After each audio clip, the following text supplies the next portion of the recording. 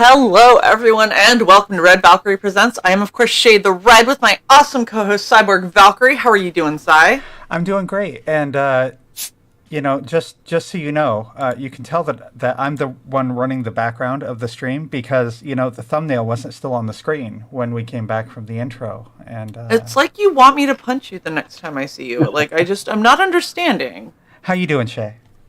I was doing fine until you started being a bitch. Now I'm questionable. It's fine. It's fine. Look at Anthony. Anthony's like, what side do I pick?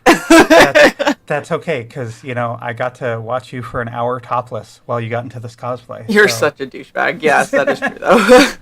And we, of course, have our amazing guest, Anthony. How are you? I am doing great. I'm so happy to be on with you. I mean, I only tried getting on like 5 or 6 times in the last few years, and it's so crazy. Like every time you've tried, we've either been busy or something's happened. Something always happens, but timing is everything. And you know what? My campaign ends tomorrow, so holy shit! Never. Perfect. Everyone go back right now so we can say that the Valkyrie flight just made Venerella 3 the most successful out of all of them. Please do that for me, okay? Do that for Red Valkyrie. Do that for Shae, who, by the way, this cosplay is fucking nuts. All right, it was crazy. So do that for the cosplay at a minimum. Speaking of, should we do the reveal? Oh, please. Sure. I was doing other things. Anthony's like, I am curious. I am. So let's see. No, not that one. That one. That one. Shut up. God, you're such an asshole. Where'd they move all the videos to? Down to videos? You've been fucking with things. Metamorphosis completed, sir. Shae the Red Has now become awesome. I fucked with nothing, bitch. Wow. Boom. That is amazing. Holy crap. So much red everywhere. You could have just zoomed in and kept the head. So I tried initially. Amazing. Please send me some photographs, will you? Oh, I have several, and I plan on editing them down and getting them to you. Don't worry. I did all of this and was like, I have painted so much of myself. I am taking 5,000 pictures because I'll be damned if somebody ever says I didn't do this. I painted and contoured. So cool. Holy shit. That's one of the things when I developed the character, as I was doing signings at conventions, I was like, why did I make her all red? Because it's going to make cosplaying a little difficult. But it wouldn't so much. I am so honored and humbled to see you do that. You know what? I'm happy that you're honored. There was more that was going to happen, and then the more I started working with the red paint, the more I was like, "This is it. This is all that we're doing because it's too much." The gem and the paint and the vampire teeth, so nice, fantastic. So thank you. I'm so really for anyone who does this, water-based paint is great to get on, but it transfers to everything. So unless you're going to go over with some kind of fixative so it doesn't move, try a different one. And on camera, it just looks like you got a really good tan too, kind of. Yeah. The best part is if you see my actual skin, because I am so pale. Yeah. Please send photographs because you look amazing. And to be honest with you, are you in Florida? No. Oh, see, I'm in Florida, so you look like tourists who don't know how hot it's going to be on Memorial Day weekend. Yeah, no. I turn this color after about 5 minutes in the sun, and then I peel, and then I go back to pale, pasty white. Yeah, and I live by the beach, so sometimes you see these tourists on a holiday weekend, and they don't bless them. They don't understand how the sun works, and they're redder than Venerella sometimes. So I lived in Florida for like 30 years. What part of Florida are you in? I'm on the East Coast. I'm kind of north of Daytona. But north of Daytona, a little south of St. Augustine. I'm in the Palm Coast gotcha. area. Yeah. Nice. A buddy of ours is in St. Augustine. I was West Coast over in Tampa Bay. Yeah. Yep. Well, so I'm familiar with the Canadian lobsters that end up on the fucking exactly. beach Yes, with their black socks and sandals. They are the Canadian lobsters. But man, that is such a good cosplay. Thank you so much. Thank you. And for anyone who doesn't know what Venerella is, first off, I don't know where you've been living, but secondly, look at this. Holy shit, she is so cool. This is issue 3. That's so right. Issue 3, and if I can give a little pitch, if you missed issue 1 and 2, you can literally get a copy of issue 3 for as low as $15, and then you can pick up issue 1 and 2 for $10 each. So you can be all caught up for $35. That is nuts. And if you're really interested in, I have 6 variant covers, and I got a package for $35 for those too. So, everything's signed, and everyone gets 5 trading cards with any purchase. You can buy a single issue, a bundle. I have original artwork for sale, like that piece of art that you have up right now, which is my cover. I still have that available for sale. Ooh. 11 by 17. I'm an analog kid. I don't do anything on digital. Everything's drawn by hand on Bristol board. So I had 7 original pages when the campaign launched. I sold 5 of the 7, and then I have 2 smaller 8.5 by 11 original art pieces too. And I'm selling the covers as high as $150, and I think I have some original artwork as low as $69. And with that, you will get all 6 variant covers plus 5 trading cards. So if you wanted to buy the original artwork of issue number 3, the first cover, which I'm holding in my hand that you're looking at on the screen right now, yeah, it's $150, but you're going to get signed original Bristol board. The 1 of 1, plus you're going to get 5 trading cards, 6 variant issues, and all that jazz. And let's be real. And probably some posters or goodies I'll throw in there too. Let's be real though, $150 for a cover is cheap. Guys. No kidding. Yeah. $150 for the original artwork of a cover of a fucking comic is cheap as all hell. So if you want to get original art, Anthony is completely nuts and has priced all of his artwork way too low. So go capitalize on it right now. I'm aware, but that's all right. See, the good thing about being an analog, an old school... Crazy. Yes, crazy prices. The good thing about being an old school indie artist is if I sell a piece of artwork, I can only sit and draw more.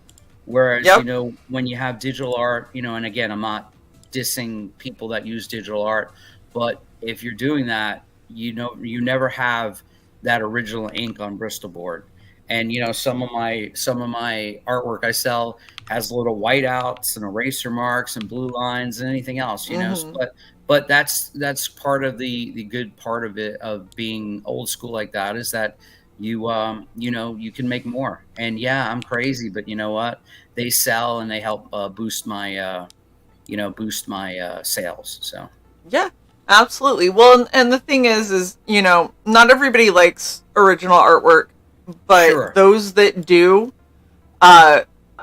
tend to really, really, really like it. Like I literally have totes, because my office setup was different, and I used to just have an entire gallery of original art until I got too much and couldn't keep putting it up. Sure. And I ended up taking everything down just to do a refresh.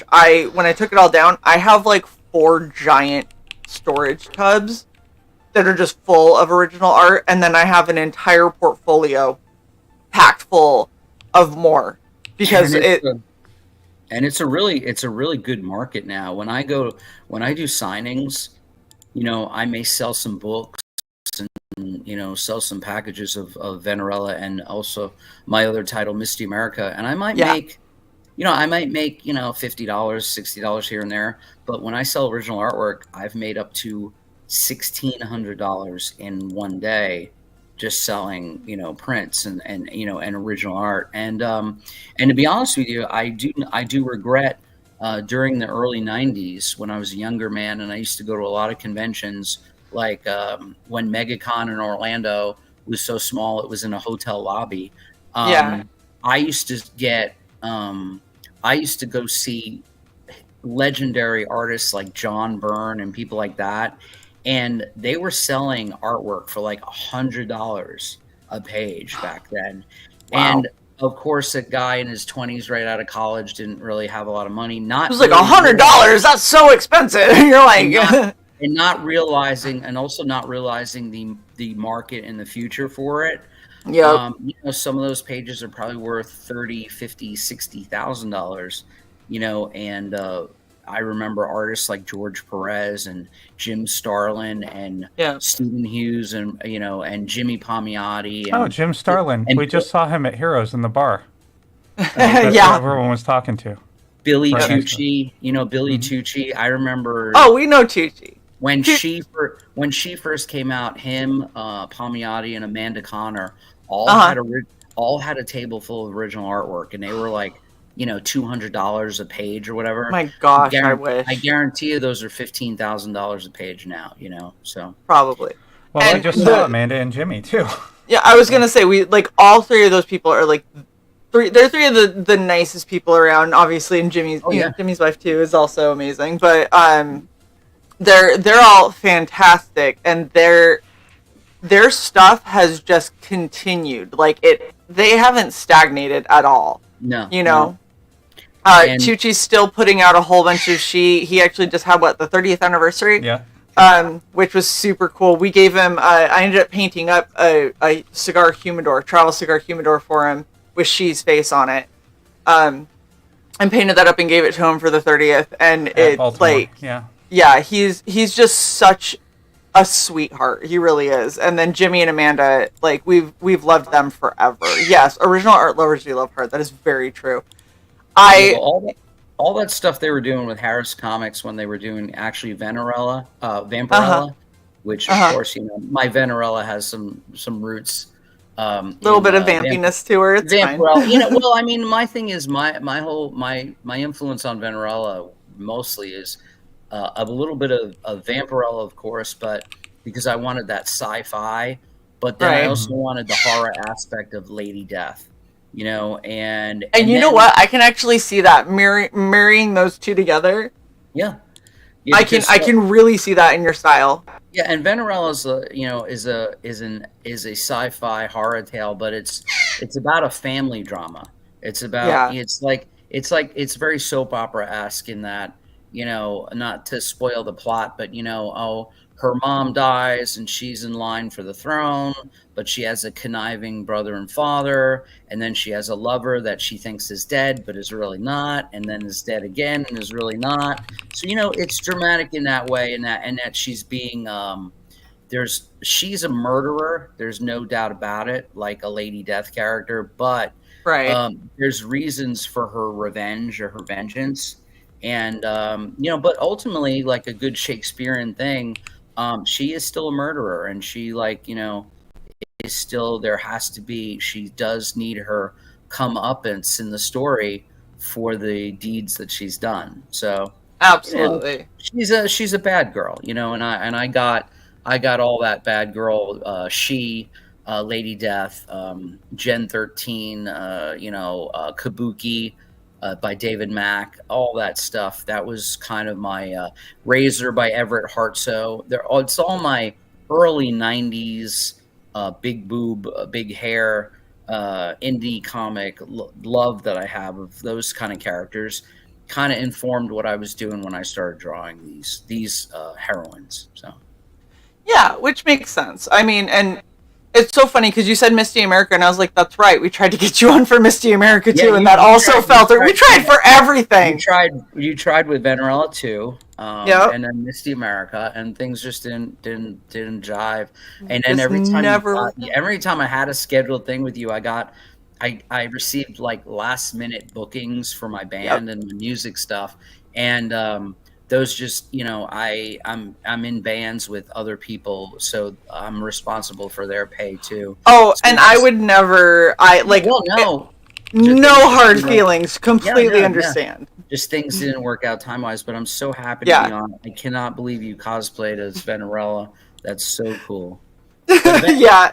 But again, back I got I think 30 hours left now. It expired, and I'm not going in demand this time because Okay. I had Venerella 1 and Misty America 1 and even like Venerella 2. I completed I was doing like 3 comics, indie comics, 32-page comics a year, and then I had a tragedy in my family, and I took a little break. And I think you had backed the last issue of Venerella 2, and I sent you the back issues also. But the thing was, is I just I took a little break. I wasn't like Dan Fraga late or Ethan Van Sciver late or any of those folks that when people talk about, oh, you did it 2.5 years. I was a year late, but what it was is I hadn't finished the book. And then I fulfilled it immediately. At the beginning of this year, Venerella 2 came out, and then 3 months later, I put out Misty America 2, and then Venerella 3. The reason I'm not going in demand with this campaign is I want to fulfill, start mailing stuff out the first week of December. So I have like 2 pages left to ink. And then I'm doing my lettering. Then I'm going to the printer in about a week, and then I'll have everything ready to mail come December 1st. Nice. And then just in time for those price spikes. And then January 1st, I'm gonna launch Misty America 3. And okay. And the cool thing is about Venerella 3, this is the conclusion of the story so far. Okay. I'm of course going to continue with the story, but this is like an arc. Yeah, if you only had these 3 issues and I get hit by a bus tomorrow, then that's fine. You don't get hit by a bus. That's all fine. That's fine. Yeah, it's a nice contained arc. So the book will be done, but we don't want Anthony getting hit by buses. So karma, JK. The book will be done, but yes. But the thing, what's nice about it is the book has a twist at the end, which every single book I do has a twist at the end, even if it's a one shot. I always have I just thrive on writing a little cliffhanger. So you're like, so you're like an M. Night Shyamalan, is what you're saying? Yeah, exactly. but also, it's just like a shocking splash page on every book I've ever done, just so that in case I do get hit by a bus, you'll at least say wow when you read the last page. But the truth of the matter is, this is the last issue of the 3-issue arc, and I do stress to people, if you watch this tonight, whether you're watching it live or on repeat, and you're interested in picking up Venerella 3, do pick up the back issues that I have available, because then it's self-contained. It's like you bought a trade paperback, but you have 3 individual issues. And for anybody that likes what they see in my art, if you'd like, if you could blow me up a little bit, I'll show you. I'll give your viewers and you guys a preview of the book without saying anything. So I want to show you. These are the 2 covers that are still available. This is cover A, which is what I like to call the on trial, the verdict cover. And very Roman. And then I have a very interesting cover, which is another cover. And this is a Jim Lee homage for a famous X-Men cover where Rogue is battling Ms. Marvel in an alien Kree type form. And that's just an homage to that X-Men cover, just because I thought it fit nicely. And then this is what I want to show you an example. This was actually issue number 2. This was a cover of issue number 2, which I think I sent in promo graphics. This was actually purchased. So someone paid $150 for this sheet, which is the cover of issue number 2, and they got 6 comics and 5 trading cards. Now, I'm going to give you, with no dialogue and with no context, a little sample of the book itself. This is page 1. Got a nice little butt shot there. Nice.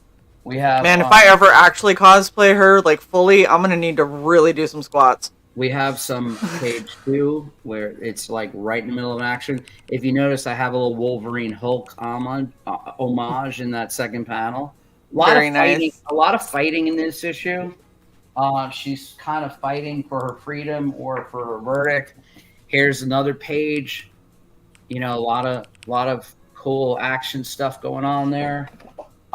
So does Venerella have any powers, or is it? Okay. Venerella pretty much has the strength of a vampire. So nice. In your classic Earth vampire movies, she's super strong, super fast.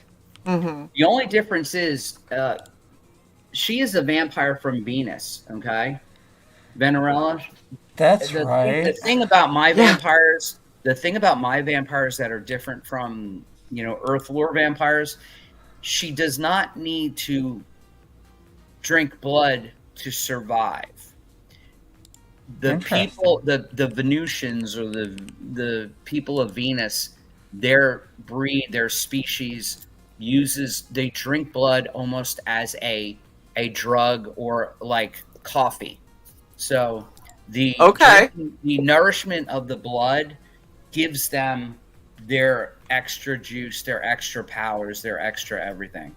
But Venerella, really, she can't fly or anything. She can chew you up and spit you out like an alien predator, like an apex predator. She's super strong. And she's sexy.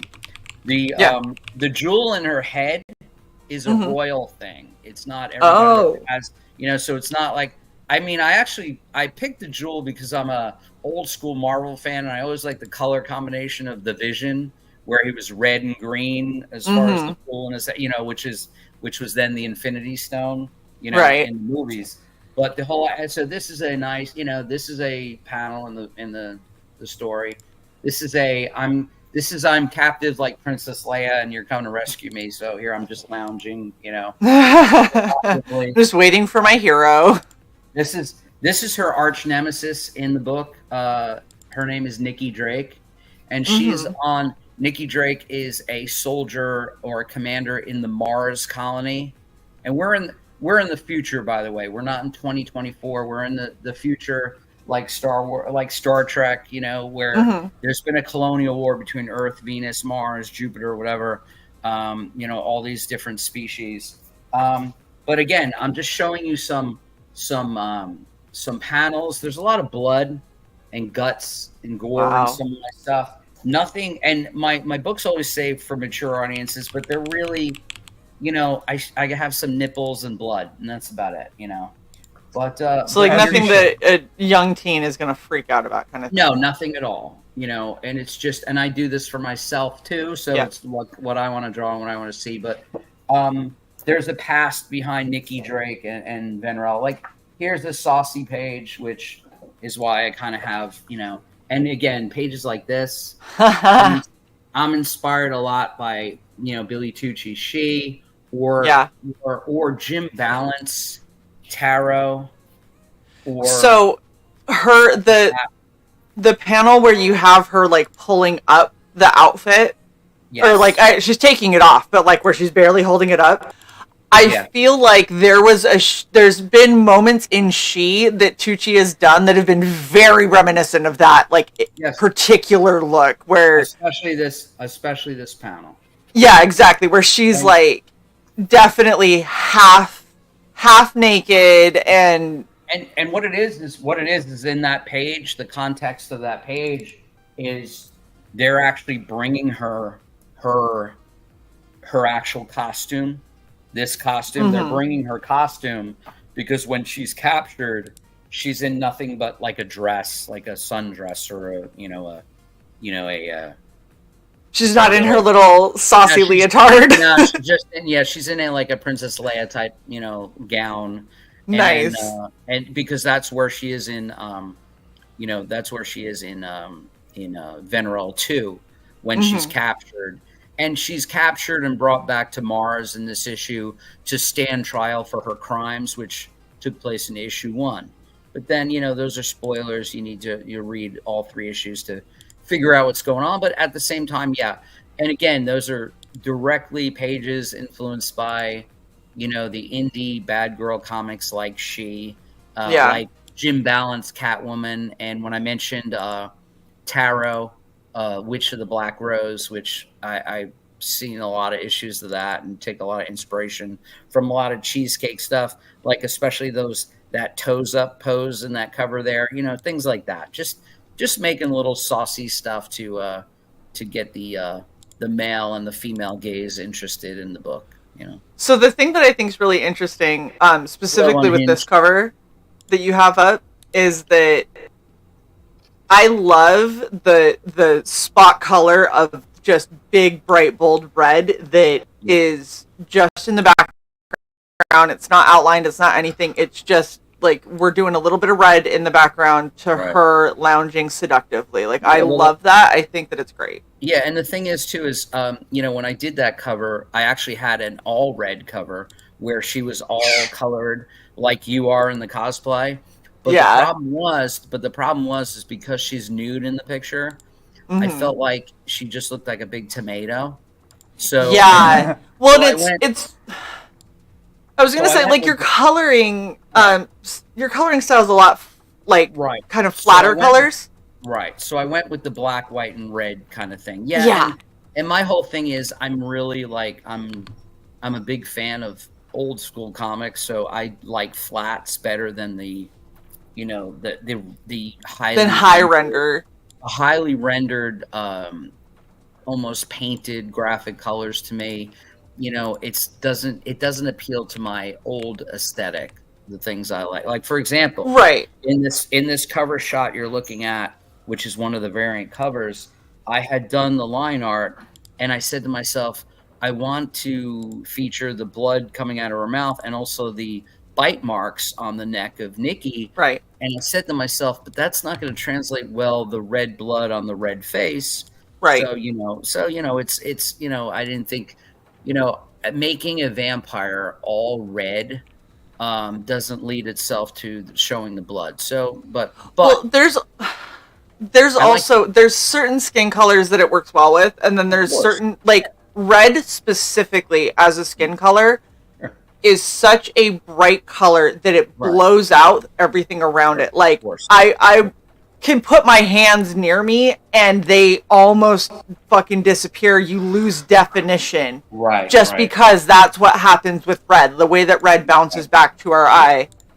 And so I love that you went with this black and white with spot colors here and there to kind of still, you're like paying homage to the fact that she's red without making it blown out and everything is just falling into each other. Right, and a lot of even and also because my book is black and white interior, by the way. Right. So the thing is, it lends itself great for that. But also the thing is that so many of publishers, whether it be Batman or Wonder Woman or a lot of the big publishers, they did a Wolverine series. A lot of people are doing that black, white, and red anyway. So it's kind of like, I just thought it looks cool. And again, it's about I have a real love for indie comics of the late 80s and 90s. And I love the Crow and Razor and Love and Rockets and Strangers in Paradise and all that stuff. So that's kind of where I'm coming from with the spot colors. I love that Gordon says smiling vampires are kind of scary. I was like, yeah, she's a little terrifying right here. She's like, have you ever seen Blade smile? You don't want it. In the first issue, she seduces a crew of a space station and then kind of eats them all like alien style. So she's a wicked girl. And Jason also says, Unhinged Razor, Everett Hartso's Razor.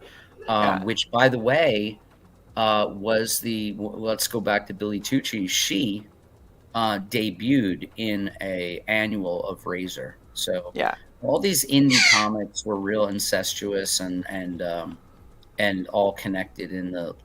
Well, that's why it was a family. Like, that's why indie comics is like a family. Exactly. All the way down to the ones that don't like each other. Like, that's also still family. It's dysfunctional family, but it's fine.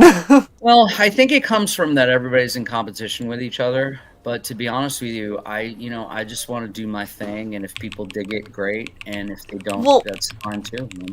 So here's the problem with the competition mindset, though, right? Is everyone's in competition with everybody else. If you look at it as my stuff is not going to stand out against other people's stuff, and therefore I'm Gordon meant me. Okay, cool. Therefore, I'm competing with everyone else to try and get that limited amount of attention. But if you're doing something that is really unique and eye-catching, and holy fuck, that's a lot of cosplays, and really different to what else is out there, yeah, you're not in competition with other people, because that's going to stand on its own. It will be its own thing.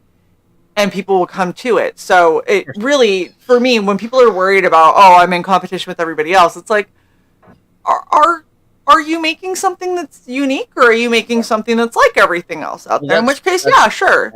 And that's why people get in each other's, face and tweets and all that stuff. It's really just, my competition is my last book. So it's exactly, and that's how it should be. I'm trying to get better every issue, whether it's the art or the writing or the story or the covers or the actual crowdfunding that I'm doing.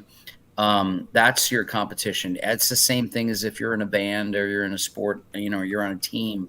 You're in competition with yourself, really. You need to every game you should do better. Every gig you do, every show that you put on.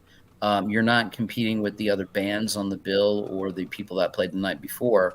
You're in competition with yourself to try and be better. As an artist, my thing is I didn't, and I'm not bragging. I just, when I started my work, I said, this is what I want to draw, what I want to write about, the genre I want. And if people gravitate toward it, great. And but my passion is that I'm satisfied with the product and that I make people happy.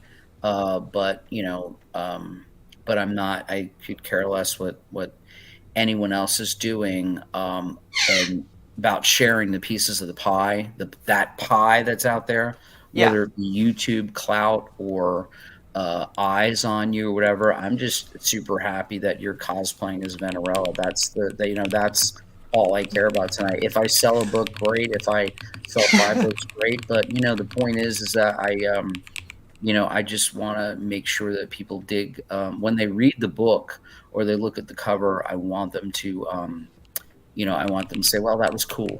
I'd rather be cool than be a part of something that everyone's doing or everyone's not doing. So, I know that sounds pretentious a little bit, but I've been reading comic books too long and doing, and I'm really not a young person. So the truth of the matter is I do this for the enjoyment of being an artist, and then just being cool. I just want to see people to say, wow, that was cool. That's it. Absolutely. Well, and that's when you're doing something that you're really passionate about. If you can keep doing this and you can have fun doing it, and it's not getting old or it's not getting tired where you feel like, oh my God, I have to do this, and if I don't do this, and it's going to be, problems or what, like, as long as it's still feeding your soul, then it has all the purpose in the world. That's why you play in various bands, because that feeds part of your soul. That's why you write Venerella and Misty America. That feeds part of your soul. And that's really what the dream is, I think, is for everyone to find that and to bring that into their world. And all the music that's featured in all of my campaigns for Misty America and Venerella is me singing, playing bass. It's music that I write in various bands. Oh, that is. So yeah, in fact, a couple of issues ago, the last issue of Venerella, I was actually when the campaign ended, I sent everyone an MP3 of the book, of the music I used in the trailer. They all got a free song. In fact, you did too. I believe I sent you one also at the time. Probably, yeah. was like a year ago, so I don't remember. But that's the thing. I just try and get everything out there. And again, my aesthetic for those watching is really, it's just like, I really dig 90s comics. It's about a lot of action. There's fighting. And even though I'm a writer by trade my whole life, my comics are not verbose. They're not too wordy. I like a good flow. And you know what? My comics, I like my elevator pitch for people to read my comics is, my comics are for, when you got to take a really good shit. Well, you could take one of my comics on the shitter and have a really good time reading start to finish. And and that's how I edit them too. I take a nice shit and I put my comic out and I'm like, yeah, this works. All right, it's good to go. I wouldn't. I did well. The smell clings to the paper. Yeah. No. So that's the test. That's the test that if if I can have a good sitting on the porcelain throne and read a good comic book, then I've done my job for this issue. Those on the screen right now are all 6 covers. So for $35, you get 6 covers and wow, a whole bunch of trading cards. And that's less than $6 a piece. Yeah. Yep. Yeah. Or you can get one for 15. But I think the $35 bundle is much better. So. Oh. No. So one can be sent free and the other one can be the reader copy and the John. Gotcha. Yeah. No, there's no reader copies. although I will say I actually did send a reader an editor reader copy to a backer. Last issue I gave someone that backed Misty America. It was a guy I went to college with, and he's like, "Hey, could you send me a copy of Venerella?" So I sent him a couple copies, but one of the copies he messaged me. He's like, "Dude, there's all like whiteout on these pages and stuff." I said, "Oh, I was using that to like rub my brushes on or whatever." So I said, "That's valuable." I said, "Hit me up next time. I'll send you another." Nice. You're like, you should hold on to that because it'll be worth something. Right. Exactly. Right. All right. So this is the original art that you were talking about. Yep, that's original art that's still available. So if you're into original art, it's here's the actual thing in my hand. It's a 11x17, suitable for framing, and it is the cover, and it's $150. With that, if you're into original art or you like the style of my art, you get the original art, and you get 6 issues of a comic, and then you get a bunch of trading cards. So yeah, which is and the insane. trading cards are exclusive to backers. I don't sell the trading cards at conventions or signings or any of that. So very cool. All right, so you have original art packages. So like this is that other scene that you were showing us, where she's getting choked out. Yep. It's another cover. It's right here. So it's waiting a good home. And if no one buys it, if no one gets it, I will sell it at my next convention. But these are the original covers that are available. So. Yeah. And $150 for original art is pretty freaking low, guys. Yeah, and for original covers. For original covers. It's all India ink on Bristol board. There's no, it's right there. Every line is all made. It's a one of one, so it is what it is. Can I just say on that first one you held up, the fight scene, the one that's on the screen right now, that Kirby crackle is so good. I love my Kirby crackle. In fact, if you can keep me zoomed for a minute, I really love using the Kirby crackle in Misty America.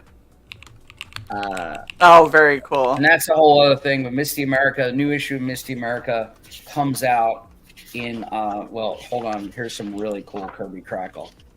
Look at that is gorgeous. I love that. Yeah. Okay.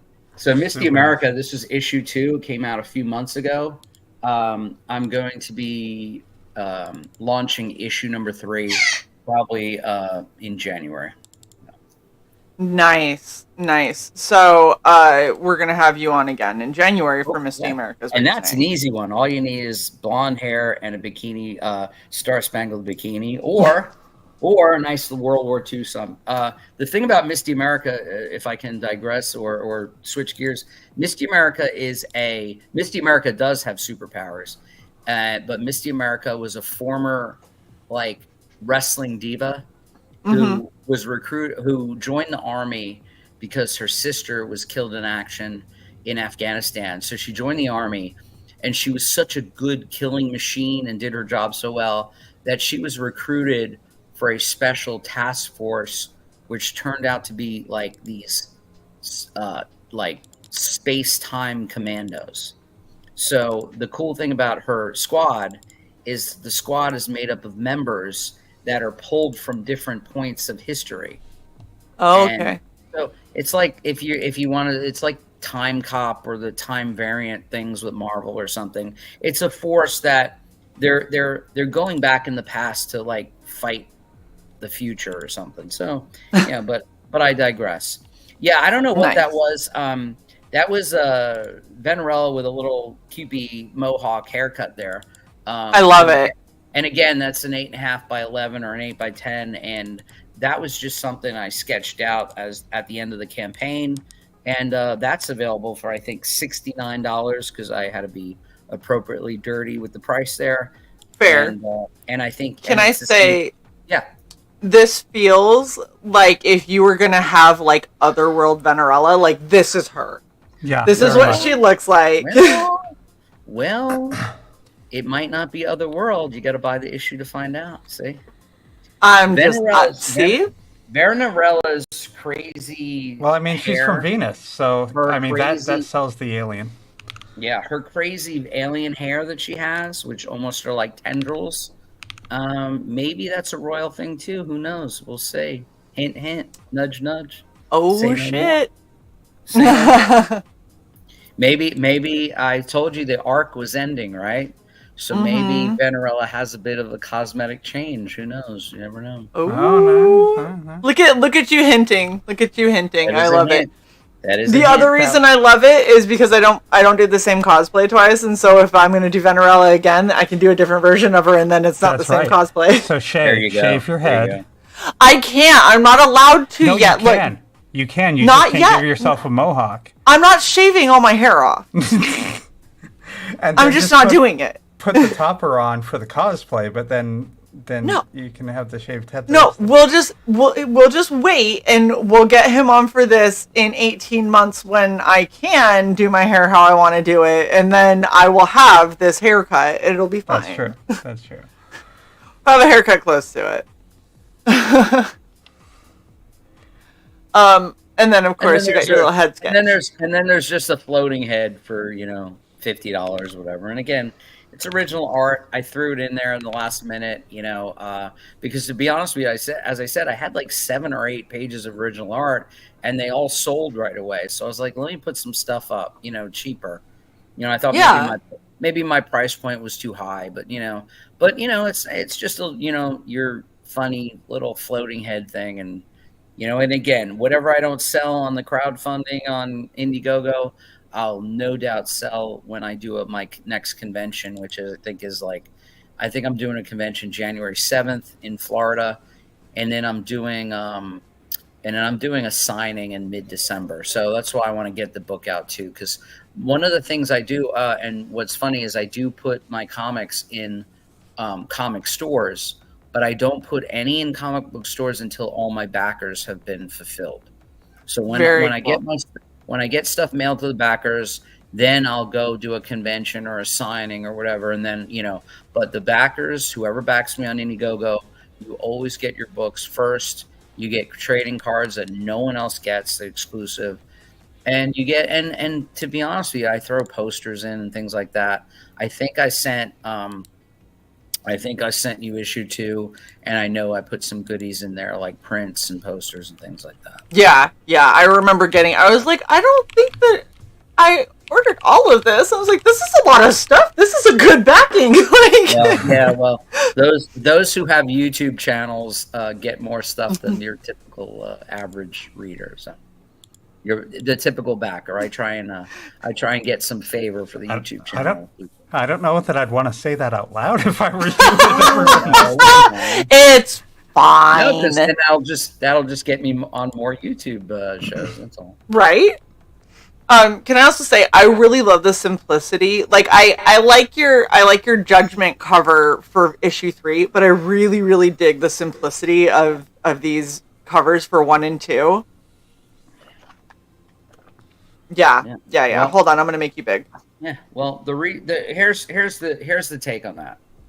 When I started putting comics in comic book stores, when I did Misty America 1, and you'll see, I'm a big fan of the white background. The whole idea of like, when you bought a Cosmopolitan or a Glamour magazine as a woman in the 70s or 80s, you didn't have spaghetti backgrounds with colors and textures and stuff, because if this was a Cindy Crawford on a Cosmopolitan magazine in 1987, you want to see the model. You also want to see her. You also want to see her looking at you.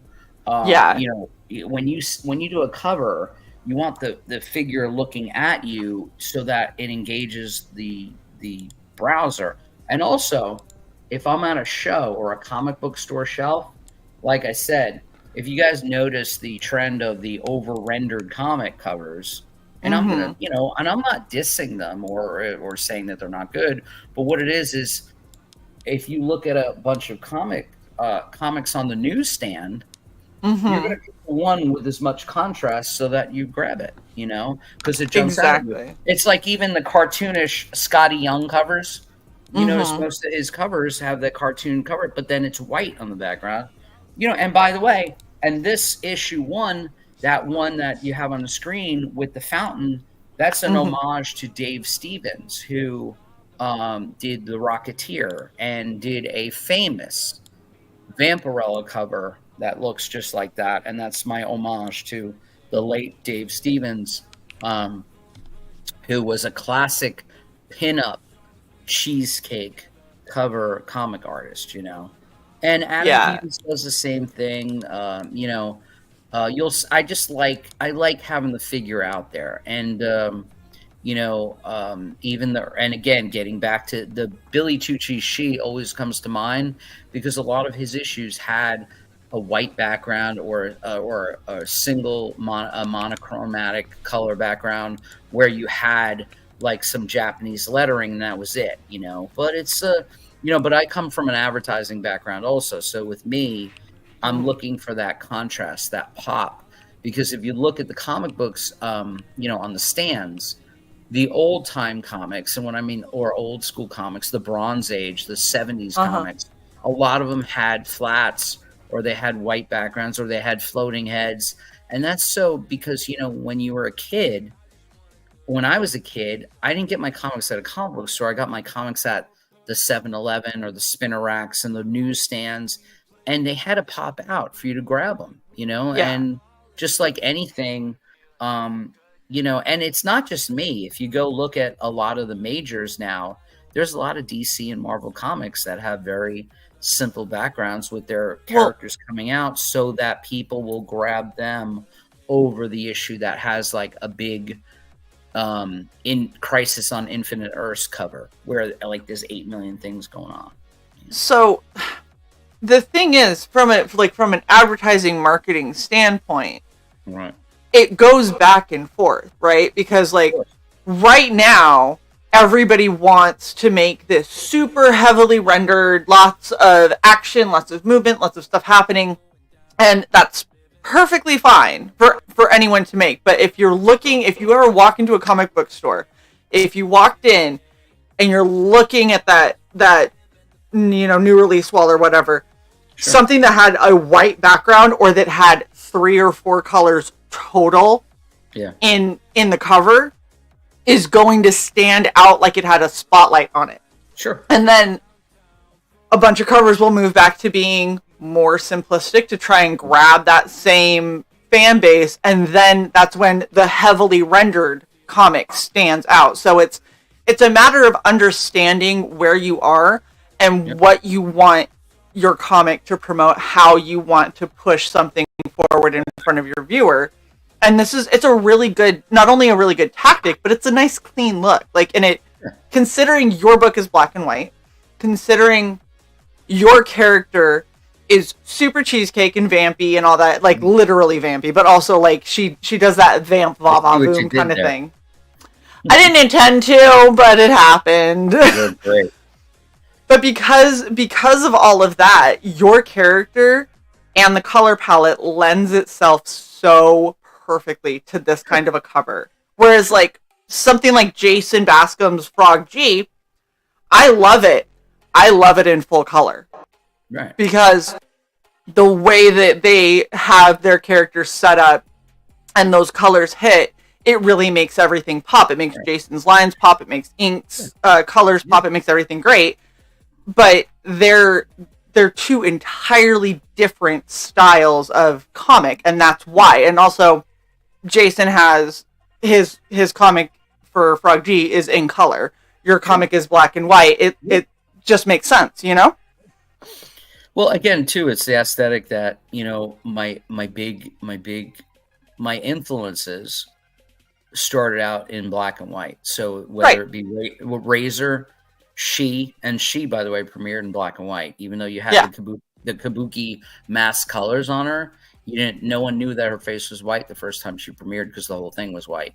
Early, you know, all the indies that I love, whether it be Strangers in Paradise or Love and Rockets or any of the black and white stuff. I just like that thing. And also, to be honest with you, there was a practical reason. I just didn't want to color the book, and I didn't want to hire anybody to do it. So I said, you know what? Let me keep it black and white.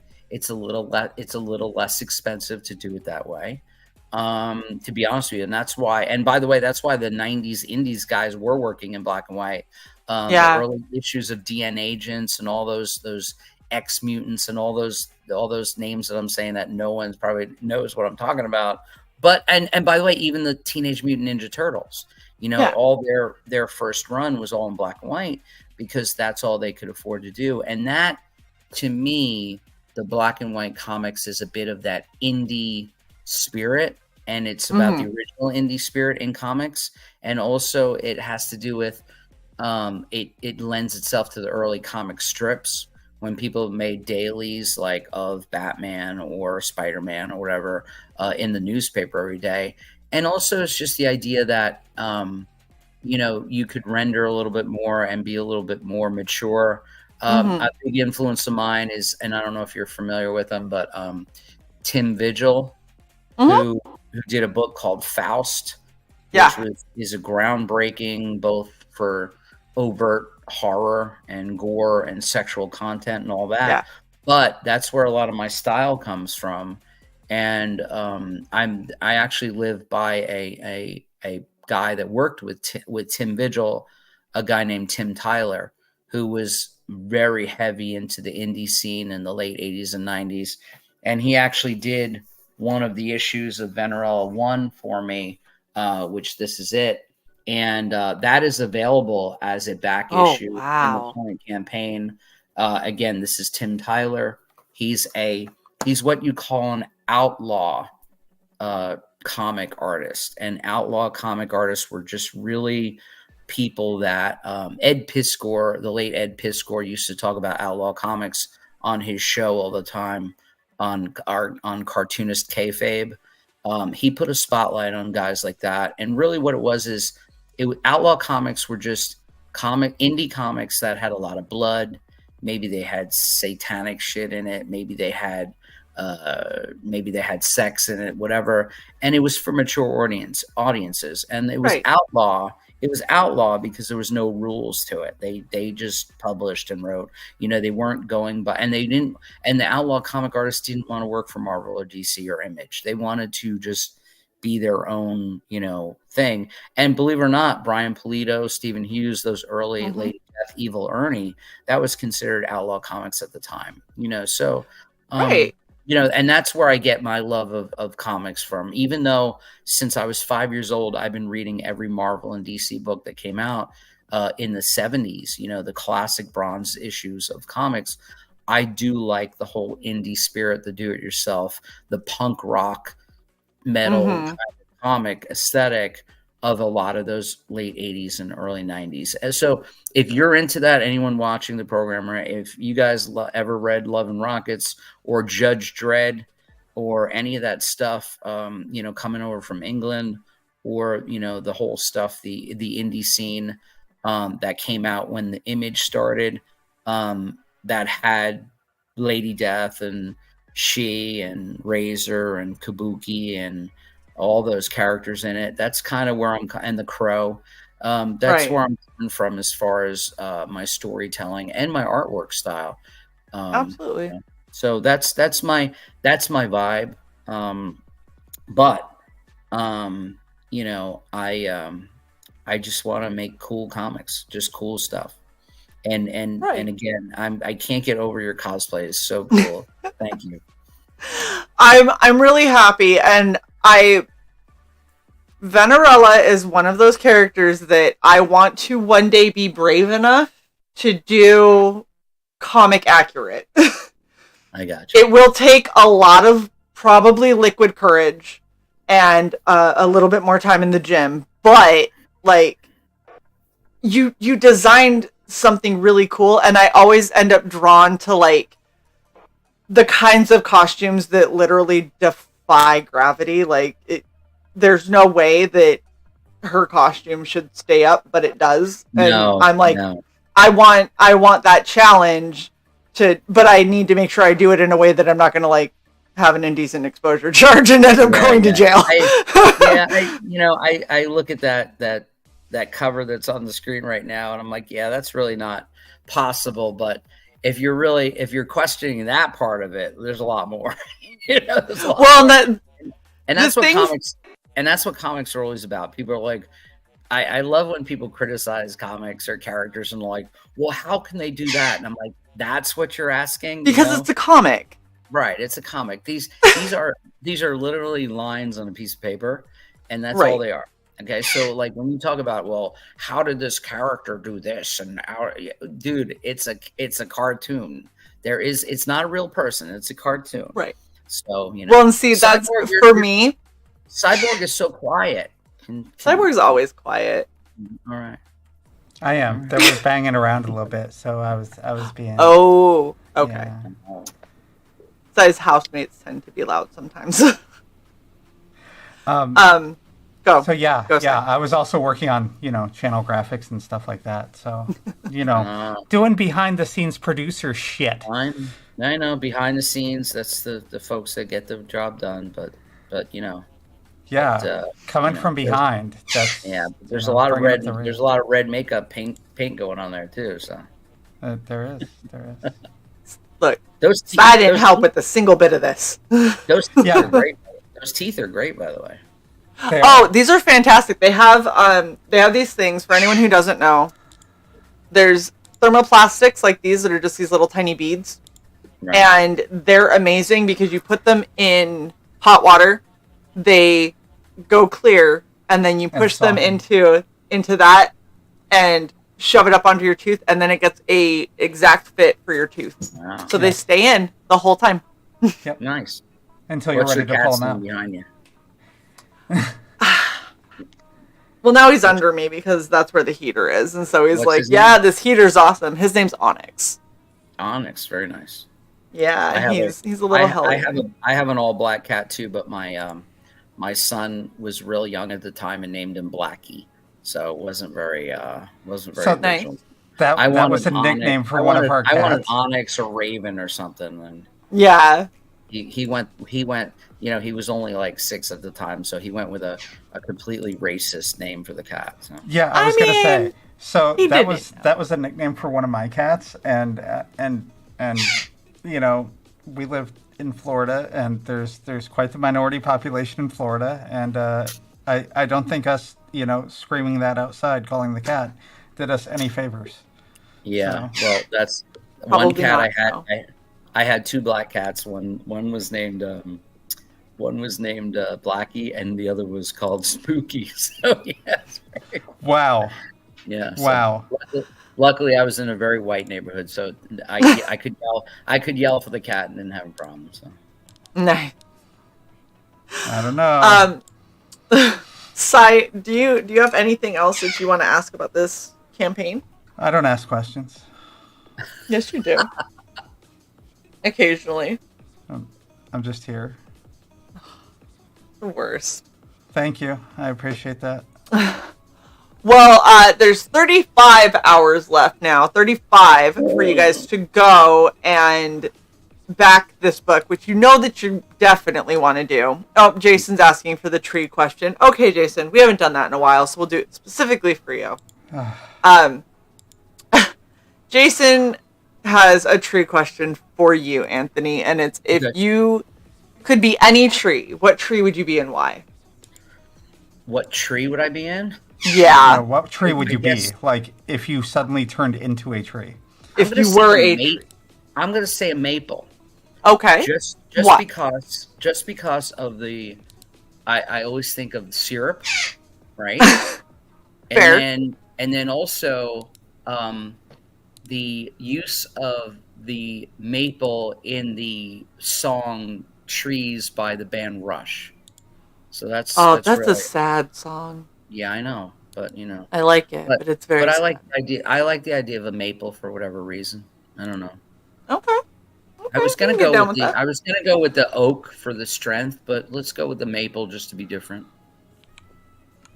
I don't think that anyone has said maple yet. I think that you are the first one. There you go, little maple. Yeah.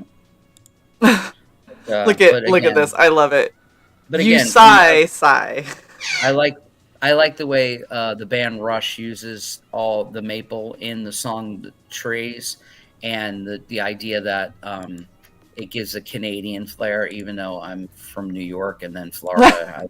I have no Canadian background, but I just like. Yeah, I was actually going to say that if you made yourself a maple, you'd likely be a Canadian, and that's horrible. So right, yeah, I agree, but I just it's the first tree that came to mind. So clearly, that's the tree that needed to happen. And we just had like a series of hurricanes in Florida, so I don't want to you don't want to be a palm tree. I don't want to think about trees right now because they just a crane literally an hour ago came and picked up like days and days worth of trees that I had to pile by my curb. So, oh, that's horrible. I'm sorry. I'm glad that you are safe, though. Thank goodness. Yeah, the house is great. Everybody's safe, but I did lose power for about 5 days. Not to sound spoiled, but it was a little rough. Oh yeah. Our buddy who is in St. Augustine was telling us the same thing. Like he ended up losing power for a good amount of time, and it was frustrating. His girl though lost power for like holy fuck forever. It was like 11 days because she's in the Carolinas. The FPL told me they were like, "Hey, we're gonna get the power on by October 17th," and I'm like, "What?" So originally they had forecasted like 9 days without power, but they turned out like heroes and put it on after 4 days. Oh yeah. Florida Power. All throughout my time living there, they were amazing. One time that they took a while to restore power in my neighborhood, the one time that they took a while was when a tree actually came down and severed the lines like 2 houses down from mine. Yeah. And that took them a while because that's an individual cause. And this was in a hurricane, so that was an individual cause. So they had to work their way down from bigger problems to smaller problems. So yeah, it gets frustrated when like you're literally on one street and you're without power, and the street next to you has full power, and they never lost it. They never lost their Wi-Fi, their power, nothing. But you're like, the amazing thing was even then it was only 3 days for them to. Yeah, and I'm throwing my food out, because it went all bad and stuff. But whatever, it is good. I think it's almost hurricane season is almost over, if not over this week. So we dodged another couple of bullets over here on the East Coast, at least. So it is what it is. But I'm from New York originally, but I've been in Florida for a long time, so I've seen a lot of hurricanes. It's a great state, and it's gotten so much busier since I was born there, because I was born there quite an amount of time ago, and it's just some time ago. An amount of time ago. So if you've ever seen the movie, the original Cocoon with the old people, and how very sedate that town was. That's how Florida used to be. Oh yeah. And then once colleges started sprouting up and sports teams started coming, yeah, you can kiss that shit goodbye. Yeah. I've been down here since '88. Yeah. Off and on. So you saw it. Yeah, I saw it. I went to college in St. Augustine, and there was like nobody there, and now there's crowded every day. So yeah. So Shae would come and visit me in Florida all the time when I was living there, and we decided to take a trip over to Orlando, and I'm like, it's such a short drive. It's so there's no traffic. Fuck, I hadn't been to Orlando in like 15 years, and this was like last year. Holy shit. It took us so long to get to Orlando because I'm used to jumping on I-4 and it's a straight shot and there's no traffic and fucking Haines City, that little boardwalk and baseball place that was in Haines City, that's closed down. So it's just there's nothing to interrupt you. Yeah, everything. No, go ahead. I'm sorry. I was just gonna say there was also a ton of construction on that. I avoid Orlando no matter what. If I lived in Orlando for a while in the late '90s, and it was it was busy then, but it's crazy now. But if you want to go see a concert, of course, or a fun event, you have to kind of get out from where I am and go. But that's okay. But but enough about Florida. Make sure you subscribe to this channel. Please like. Oh, thank you. And please, is my link anywhere in the description? Please. Your link is in the description. It's also pinned at the top of the chat. Nice. So if you are here watching right now, go click the pinned link at the top of the chat. If you're watching it on replay, it is hanging out there in the description for you. Please do. Gordon Goodbrother, you've put in some very funny comments. I like how you said it's like the Californians, except it's about Florida. You're referring to that SNL skit, right, where they all look in the mirrors. But anyway, if anyone, that's a really good reference there. But but I'm hanging out in Florida, making comics about vampires from Venus and having a good time. And y'all should go and back it right now. Yes, please, because I think there's 24 hours, something like. You got 35 hours left. 35 hours. 35. Wow. That's it. That takes me through tomorrow night. And I'm not going in demand, as I said. Most people always go in demand, blah blah blah. But you know what? I want to close the campaign so Indiegogo can give me my effing money so I can go to print and make posters and trading cards. And I spoiled something. I might make some posters and throw them in some people's packages. We'll see. But very nice. Wowza Quantum Age Comics. That's right. I am delivering Venerella before Christmas. So Venerella is coming to town, and whether you're naughty or nice, she'll fill your stocking with 32 pages of indie comic goodness. Very nice. Thank you everybody for watching. Oh yes, thank you. What are you guys into? What kind of comics do you love and enjoy and appreciate? So aside from I used to really be into DC before both sides lost their minds, and now most of what I like has to do with either a lot of action or horror. Those are the two that I horror. Well, I think that I love. I think you should be backing Venerella 3 then, because I mean, come on. It sounds pretty much exactly like what I like. So everyone should definitely go back this. I'm going to be backing it. Y'all need to back it. And she proudly backed the last issue, and I think I threw in issue 1 for you. I believe you did, yes. Yeah, so that was like 2 years ago when we first started talking about that. So. Back when we were first trying to get you on for this. But it was so worth the wait, because this has been such a pleasure. You guys are great. Oh, good. I'm so happy, and thank you everybody who's been watching us. We have 94 people watching right now between all of the different platforms. You guys are amazing. Please do not forget to go to Indiegogo and back this book while you still can. And if you happen to pop over to YouTube, you can come give us a little like, maybe a little subscribe.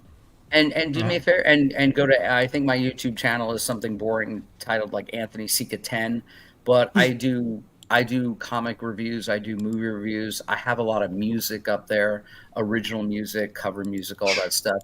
But also maybe Shae, if you throw me some photographs of your cosplay stuff, maybe just maybe everybody, if she sends me some cosplay pictures, if she would be so bold to take some photos and private message or send them to me, maybe I'll make a print of you cosplaying as Venerella, and maybe either throw it in with Venerella 3 or save it for Venerella 4 as maybe a cosplay cover or a print or something. Who knows? I mean, so I'm putting that out there, Shae. That's up to you. So Shae, make sure before you start taking this cosplay that off, I get good sure pictures. You have the pictures that you want, and ones that have easily removable backgrounds, please. I will. Well, that's fine too. I mean, my point, and you don't have to do that. I mean, any black background in your house, your office, there, whatever works. But also, I do a lot of the edit for the photos and stuff after. Keep in mind, I'd really like to do that. I'd also like to cross promote the character with your channel, if nothing else. I'd really love that because, again, because of the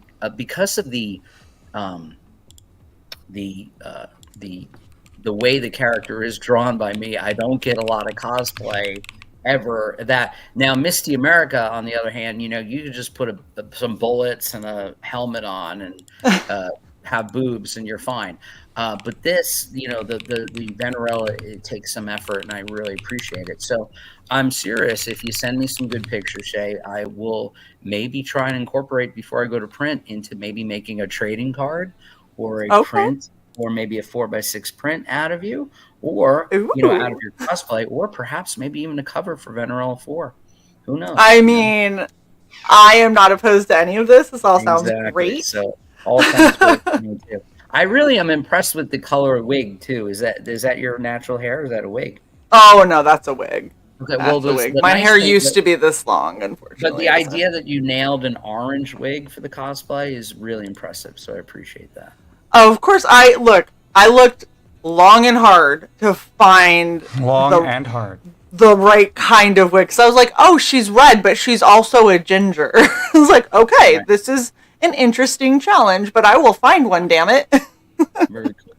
Well, so I love it. It's great. And as I said, for anybody watching, hey, you might want to back the campaign because there might be a Shae cosplay in there. You never know. Never know. There might be a 6x9 print. And Shae, while you take us out, I was able to get the trailer, so that is over there as well. So why don't you take us out? And everyone, thank you all so much for coming. The next time you see us is either going to be a gaming stream, if I can browbeat Shae into doing one, or on Dice Dames and Dudes on Wednesday. Absolutely. So make sure that you tune in, go back Venerella, and we will see you guys next time. Have a wonderful night. Bye.